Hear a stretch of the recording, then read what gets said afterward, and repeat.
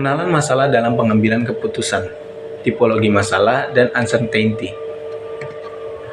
Pengenalan masalah dalam pengambilan keputusan, pemecahan masalah, dan pencapaian tujuan biasanya dikaitkan dengan ilmu pengambilan keputusan. Pertanyaan seperti why, who, how, what, and when digunakan untuk mencapai tujuan yang ingin dicapai oleh organisasi. Ketika pertanyaan ini diajukan, masalah akan muncul. Dengan demikian, teori pengambilan keputusan dianggap sebagai cara yang rumit untuk menyelesaikan masalah. Langkah pertama dalam proses pengambilan keputusan adalah menyelesaikan masalah. Ini berarti menentukan situasi tertentu yang menyebabkan ketidaknyamanan, ketidaksesuaian, ataupun ketidakpuasan. Berikut ini adalah definisi masalah menurut beberapa ahli. Yang pertama ada Herbert Simon. Ia menggambarkan masalah sebagai situasi di mana seseorang memiliki keadaan saat ini dan kondisi yang diinginkan, tetapi tidak tahu bagaimana mencapai kondisi yang diinginkan tersebut. Yang kedua ada George Polya. Masalah adalah perbedaan antara keadaan yang ada dan keadaan yang diinginkan.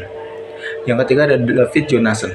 Masalah sebagai situasi di mana seseorang ataupun kelompok menghadapi kesenjangan antara apa yang mereka ketahui dan apa yang mereka perlu tahu atau lakukan.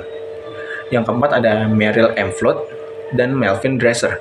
Flood and Dresser mendefinisikan masalah sebagai situasi konflik antara dua pemain ataupun lebih yang memiliki tujuan yang saling bertentangan. Dari semua definisi-definisi di atas, dapat ditarik kesimpulan bahwa masalah adalah ketidaksesuaian antara keadaan yang ada dan keadaan yang diinginkan, yang memerlukan tindakan atau pemecahan untuk mencapai tujuan yang diinginkan. Pengambilan keputusan mengidentifikasikan sejumlah masalah yang harus diselesaikan. Karena masalah merupakan kesenjangan antara keadaan yang diharapkan atau diperkirakan dengan kenyataan. Masalah juga merupakan solusi atau pengambilan keputusan. Namun, masalah harus tetap dibedakan dengan gejala-gejala pembentukan masalah. Pendefinisian masalah secara tepat merupakan langkah awal utama dalam proses pembuatan keputusan. Proses pendefinisian masalah melibatkan sejumlah langkah yang saling berhubungan seperti yang ditunjukkan pada gambar di bawah ini. Yang di sini ada gambar proses pendefinisian masalah. Yang pertama ada penentuan tujuan. Lalu diikuti oleh isolasi dan identifikasi masalah. Yang ketiga ada penentuan bobot masalah. Lalu dilanjutkan dengan penentuan pendekatan untuk menghadapi masalah tersebut. Lalu kemudian penentuan variabel yang relevan terhadap masalah tersebut. Selanjutnya ada pencarian jawaban secara empiris. Lalu dilanjutkan dengan penilaian langkah yang dilakukan. Lalu kemudian penentuan masalah utama dan terakhir ke proses pengambilan keputusan. Yang B, tipologi masalah. Tipologi adalah ide atau kerangka kerja yang digunakan untuk mengkategorikan atau mengklasifikasikan objek atau fenomena berdasarkan karakteristik atau atribut tertentu yang mereka miliki. Ini membantu mengorganisasikan, mengelompokkan, atau menganalisis sesuatu yang kompleks menjadi kategori yang lebih sederhana dan lebih jelas. Tipologi masalah mengacu pada klasifikasi atau kategorisasi masalah berdasarkan berbagai karakteristik ataupun aspek. Ini membantu memahami untuk bukan masalah dalam suatu kerangka yang lebih besar. Oleh karena itu, tipologi masalah dapat membantu dalam menganalisis, pemahaman, dan penanganan masalah yang lebih efektif. Berikut ini ada beberapa jenis tipologi masalah yang umum digunakan. Yang pertama, berdasarkan sumber penyebab. Masalah yang disebabkan oleh faktor internal dan masalah yang disebabkan oleh faktor eksternal. Yang kedua ada berdasarkan jenis keputusan.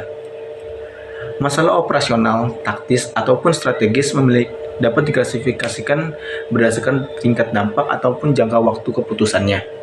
Yang ketiga ada berdasarkan tingkat kompleksitas. Contohnya adalah masalah yang sederhana, kompleks, ataupun paradoks. Yang keempat berdasarkan fungsi organisasi. Masalah yang berhubungan dengan departemen atau fungsi organisasi tertentu, seperti masalah pemasaran ataupun masalah keuangan. Berdasarkan urgensi. Masalah mendesak dan masalah yang kurang mendesak merupakan contoh dari berdasarkan urgensi. Lalu yang terakhir ada berdasarkan dampak. Masalah yang memiliki dampak besar terhadap organisasi ataupun lingkungan sekitarnya dapat dibedakan dari masalah yang memiliki dampak yang lebih terbatas.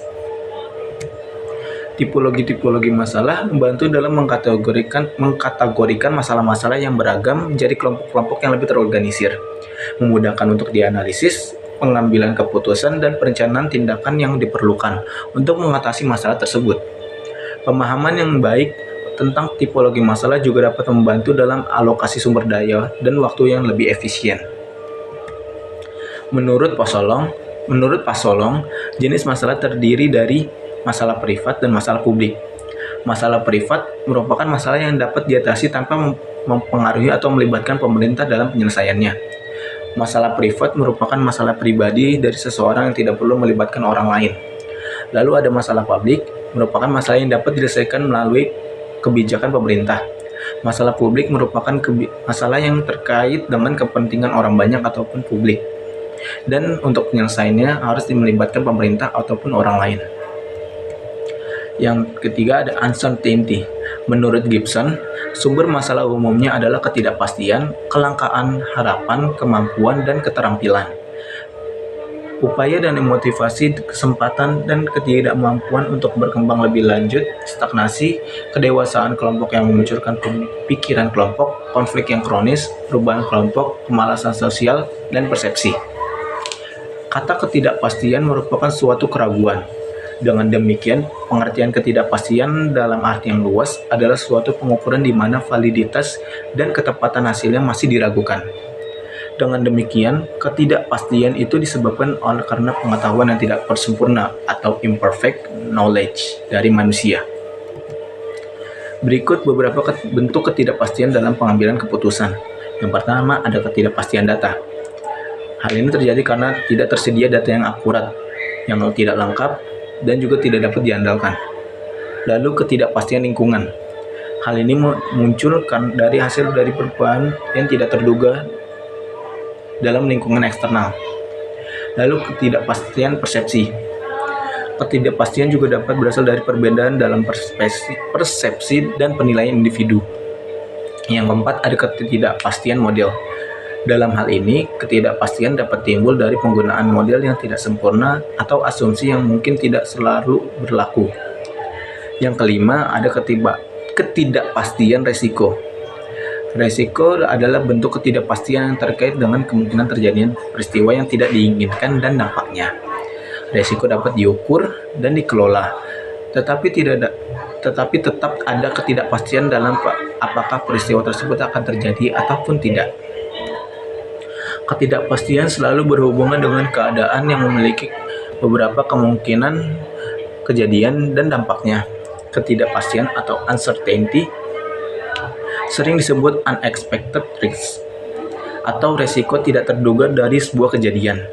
Kondisi ketidakpastian timbul karena beberapa sebab, antara lain yang pertama, jarak waktu dimulai perencanaan atas kerugian sampai kegiatan itu berakhir makin panjang. Jarak waktu semakin besar ketidakpastiannya. Yang kedua, keterbatasan tersedianya informasi yang diperlukan. Yang ketiga, keterbatasan pengetahuan atau keterampilan atau teknik pengambilan keputusan. Ketidakpastian itu sendiri banyak tingkatannya. Ada beberapa tingkatan ketidakpastian dan karakteristiknya. Yang pertama, ada ketidakpastian yang sangat tinggi, relatif pasti. Pada tingkatan ini, kondisi kepastian sangat tinggi. Hukum alam merupakan contoh dari ketidakpastian tersebut. Yang B, ketidakpastian objektif. Ketidakpastian objektif itu adalah tingkat selanjutnya dari yang ketidakpastian yang sangat tinggi. Contohnya adalah dadu. Kalau misalnya kita pun melempar dadu, ada 6 kemungkinan, yaitu angka 1, 2, 3, 4, dan 5, dan 6. Yang ketiga, ada ketidakpastian subjektif. Hal ini mengandung pengertian psikologis, yaitu suasana pemikiran yang diliputi keraguan atau kesadaran akan kurangnya pengetahuan mengenai hasil dari suatu peristiwa. Yang terakhir ada ketidakpastian yang sangat tidak pasti. Merupakan ketidakpastian yang jelas-jelas sulit untuk memprediksi atau mengidentifikasi hasil dari satu peristiwa. Contohnya seperti eksplorasi luar angkasa.